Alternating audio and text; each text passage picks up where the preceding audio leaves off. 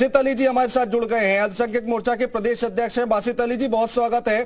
सपा प्रवक्ता फखरुल हसन हमारे साथ बैठे हैं। वो कह रहे हैं कि आप लोग भटकाने की कोशिश करते हैं। दो बातें उन्होंने बोली है, एक महंगाई बेरोजगारी से ध्यान हटाने के लिए आप लोग मुस्लिमों की याद आ रही है। एक तरफ आपने संसद की एक दिन की छुट्टी कर दी नवरात्र पे पहले दिन के लिए, और दूसरी तरफ अब रमजान आ रहा है तो उस पर भी छुट्टी करिए, एक मैसेज दीजिए। ये बात उनकी तरफ से कही गई। हालांकि विजय उपाध्याय जी कह रहे कोई सरकारी छुट्टी थोड़ा ना थी है।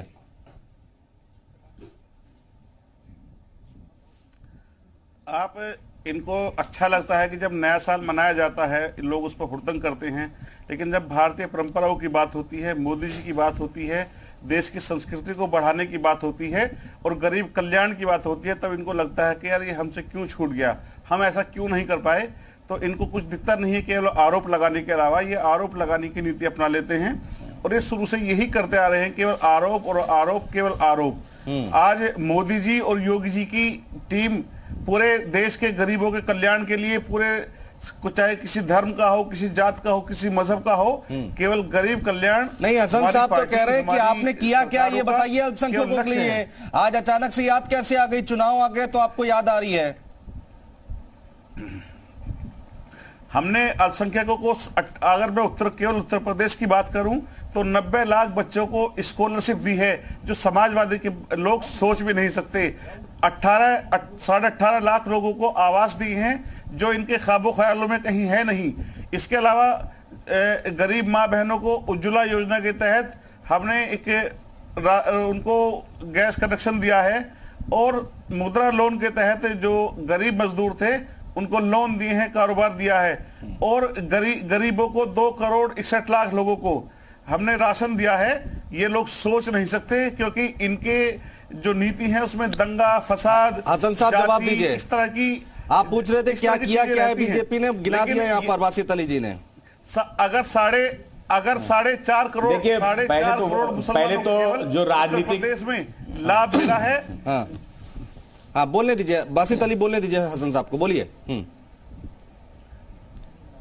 देखिए, पॉलिटिकल एक्सपर्ट ने कहा कि सार्वजनिक अवकाश नहीं था, तो शायद उनका ध्यान कहीं और रहा होगा या भाजपा का मैनिफेस्टो पढ़ रहे होंगे, तो उन्हें ध्यान नहीं दिया। मैंने कहा था कि राज्यसभा और लोकसभा में जो अवकाश था वो अवकाश क्या रमजान के पहले दिन भी होगा। मैंने सार्वजनिक अवकाश की बात नहीं की थी, इसलिए ये भाजपा की पिच पे खेलने वाले लोगों को कम से कम विपक्ष की बात को सुनना चाहिए। दूसरी बात मैं कहना चाहता हूं कि ये जो इस पर हम लोग ने कल डिबेट की थी, कहने दीजिए, कोई दिक्कत नहीं। हाँ नहीं, हमने कल डिबेट की थी इस पर 1 घंटा पूरा, रात के 8 बजे, और इसी मुद्दे पर डिबेट की थी। बहुत सारी बातें इस पर निकल कर आई थी। अब उस पर जाएंगे तो फिर बात अलग चली जाएगी, मुद्दे पर रहते। बोलिए।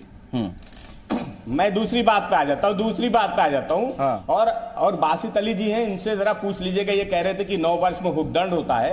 ये तो मुसलमान है, शायद इनको पता हो कि इस्लामिक 9 वर्ष कब शुरू होता है। मुझे लगता है इनको पता नहीं होगा, लेकिन फिर भी इनसे पूछ लीजिएगा कि इस्लामिक 9 वर्ष कब शुरू होता है। उसमें तो हुक्दंड नहीं होता है। 9 वर्ष में तो वो बता रहे कि जो ईसाइयों का 9 वर्ष है उसमें हुक्दंड होता है और ये सब हुक्दंडी है, लेकिन इस्लामिक 9 वर्ष कब शुरू होता है जरा बासित अली जी से पूछ लीजिएगा। फिर आपने कहा कि अल्पसंख्यकों को उज्ज्वला योजना के तहत सिलेंडर दिए। अरे भैया, पिछले साल 2022 में जब देश के गृह मंत्री जी वादा करके गए थे कि होली और दिवाली में गैस का सिलेंडर देंगे, वो तो दे नहीं पाया आप। दूसरी होली निकल गई, दूसरी दिवाली आ रही है और आप बता रहे हो कि अल्पसंख्यकों को आपने उज्ज्वला गैस से सिलेंडर दिया। ये भारतीय जनता पार्टी की सरकार ये जुमलेबाजी करना जानती है। इनसे मुद्दों की बात करो तो ये इधर उधर की बात करते हैं। एक साहब बोल रहे थे कि महंगाई दर देख लीजिए। अब महंगाई के भी समर्थक आ गए हैं जो ये बताना चाहते हैं कि साहब वो जो 70 रुपए में, 35 रुपए में, 70 रुपए में पेट्रोल मिल रहा था वो महंगा था, आज 100 रुपए में वो सस्ता है क्योंकि लोगों के पास पैसा बहुत आ गया है। अरे साहब, ये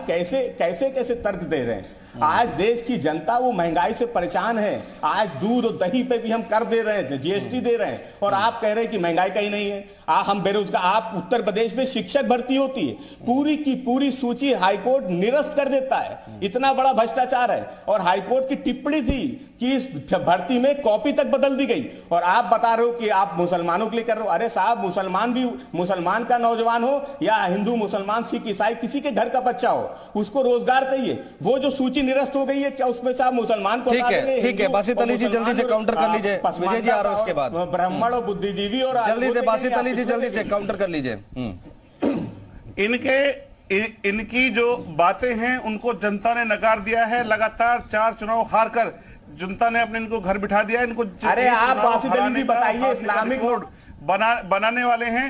ये जनता से नहीं, दलों से गठबंधन करते हैं और भारतीय जनता पार्टी जनता के दलों से गठबंधन करती है। इनके इन तमाम मुद्दों को जनता ने स्वीकार कर दिया है।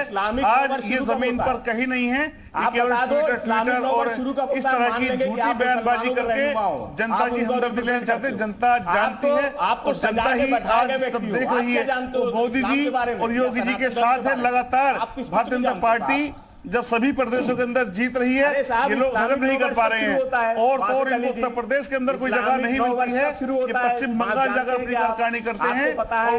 ठीक है विजय उपाध्याय जी, विजय उपाध्याय आज इनकी जमीन विजय उपाध्याय जी रखिए अपनी बात सर, रखिए अपनी बात। हाँ नहीं, आप कोई सवाल पूछेंगे, हम इन लोगों की बातों का जवाब देना मेरा काम नहीं है। आप कोई सवाल करेंगे तो मैं जरूर। विजय उपाध्याय जी, मैं तो इतना से पूछना चाह रहा हूं भाई, ठीक है, अगर किसी को यहां पर टारगेट करके, या फिर मैं कह रहा हूं कि राजनीतिक पार्टी राजनीति तो करेंगी ना। अब समाजवादी पार्टी के लिए हमेशा से कहा जाता रहा है कि एमवाई फैक्टर पर चुनाव लड़ती आई है, हमेशा उनको साधने की कोशिश करती आई है। तो यहाँ पर बासित अली अगर मेहनत कर रहे हैं राजनीतिक पार्टी के तौर पर, राजनीतिक कार्यकर्ता के तौर पर, उस पर गलत क्या है? नहीं, बिल्कुल ठीक है। देखिए, अपोजिशन और सत्ता पक्ष ये लोकतंत्र के 2 पहिए हैं और ये एक दूसरे पे आरोप लगाना और एक दूसरे पे निगाह रखना इनकी जिम्मेदारी है। इनको इस काम को ठीक से करना चाहिए। और पिछले कई चुनाव से लगातार बीजेपी चुनाव जीत रही है, तो कोई तो कारण है। चाहे अपोजिशन के ये आरोप ये भी लगाते हैं कि लोगों को गुमराह करके वोट ले लेते हैं, तो कुछ तो बात होती है कि जिसकी वजह से लोगों का भरोसा हो जाता है और लोग जो है वोट दे देते हैं। और वोट शेयर बढ़ा भी है। 2019 के चुनाव में 51% वोट उत्तर प्रदेश की लोकसभा में मिला था। हाँ। अभी 44.15% वोट मिला बीजेपी को। अकेले बीजेपी के, मैं अलायंस की बात नहीं कर रहा हूँ। हाँ। तो जो जनता के हित की बातें हैं, वो कौन सी बातें इंपॉर्टेंट हैं, कौन सी नहीं है, इस बात में मुझे लगता है कि अपोजिशन और रूलिंग पार्टी की अंडरस्टैंडिंग में बड़ा अंतर है। मैं इसे इस तरह से देखता हूं कि जो बीजेपी है ये स्मार्टफोन की तरह अपना सॉफ्टवेयर अपडेट करती रहती है और अपोजिशन जो है उसका जो स्मार्टफोन है उसका सॉफ्टवेयर काफी समय से अपडेट नहीं हुआ है। उनको लगता है कि ये मुद्दे ज्यादा इंपॉर्टेंट हैं और उनको ये भी लगता है कि जो संसाधन है उस पर पहला हक अल्पसंख्यकों का है या कुछ इस तरह की जो बातें लोग करते हैं। हाँ। तो उनका अपना नजरिया है, लेकिन जनता क्या तय करती है। अभी ज्यादा दिन नहीं है, अभी नगर निगम के चुनाव आने वाले हैं उत्तर प्रदेश के, फिर इसके बाद लोकसभा के चुनाव आने वाले हैं। तैयारी क्या है अपोजिशन की, वो किस कार्यक्रम को लेकर जनता के बीच में जाएंगे। महंगाई तो बार बार कह रहे हैं, बेरोजगारी बार बार कह रहे हैं, लेकिन जनता एक्सेप्ट नहीं कर रही है। बिल्कुल चुनाव तो बिल्कुल विजय जी देखना होगा 2024 का चुनाव है, चूंकि बड़ा चुनाव है और देश का चुनाव है और किसका सॉफ्टवेयर कितना ज्यादा अपडेट हुआ है ये जरूर, माफ कीजिएगा हसन साहब, में बिल्कुल समय नहीं है, मैं आगे बात नहीं ले पाऊंगा। बहुत शुक्रिया आप सभी मेहमानों का हमारे साथ जुड़ने के लिए, तमाम बातचीत करने के लिए, चर्चा करने के लिए। लेकिन यहाँ पर अल्पसंख्यकों पर नजर बनाए हुए है भारतीय जनता पार्टी और उनको साधने की कोशिश कर रही है। प्रधानमंत्री नरेंद्र मोदी के जो मन की बात के कार्यक्रम है उनको उर्दू में अनुवाद करा के जगह जगह पर उन किताबों को बांटा जाएगा। कितना इसका फायदा होगा, कितना नहीं होगा, ये आने वाला वक्त बताएगा। फिलहाल आप बने रहिए जी उत्तर प्रदेश उत्तराखंड के साथ।